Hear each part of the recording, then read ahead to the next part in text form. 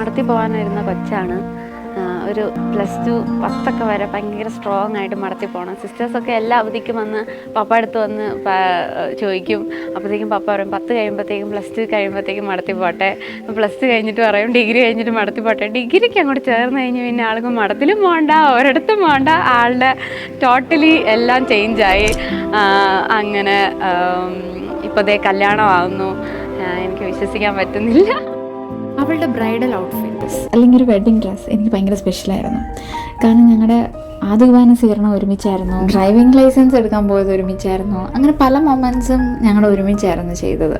എൻ്റെ ഒരു life time പാർട്ട്ണറായിരുന്നു അവൾ. സോ അവളുടെ വെഡ്ഡിങ് ഡ്രസ്സ് സോ സ്പെഷ്യലായിരിക്കണം എന്ന് എനിക്ക് നിർബന്ധമുണ്ടായിരുന്നു. അവളുടെ ടേസ്റ്റ് ഈസ് ലൈക്ക് ഒത്തിരി കളർഫുൾ ആയിരിക്കണ്ട എന്നാൽ കളർഫുൾ ആയിരിക്കണം, ഒത്തിരി ട്രെൻഡിങ് ആയിരിക്കണ്ട എന്നാൽ നല്ല ഫാഷനബിൾ ആയിരിക്കണം.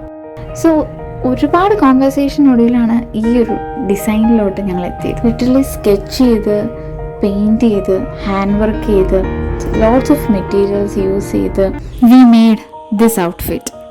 ഒരു പ്രിട്ടി ലുക്ക് അല്ലെങ്കിൽ ഒരു പ്രിൻസസ് ഫീലാണ് ഈ ഒരു ഔട്ട്ഫിറ്റിൽ നമ്മൾ കൊണ്ടുവന്നിരിക്കുന്നത്. അപ്പോൾ എപ്പോഴും ഒരു ക്യൂട്ട് ഫേസ് അല്ലെങ്കിൽ ഒരു ക്യൂട്ട് എക്സ്പ്രഷൻസ്, ആ ഒരു ക്യൂട്ട്നെസ്സും പ്രിട്ടിനെസ്സും ഈ ഒരു ഔട്ട്ഫിറ്റിൽ കൊണ്ടുവരാൻ പറ്റി.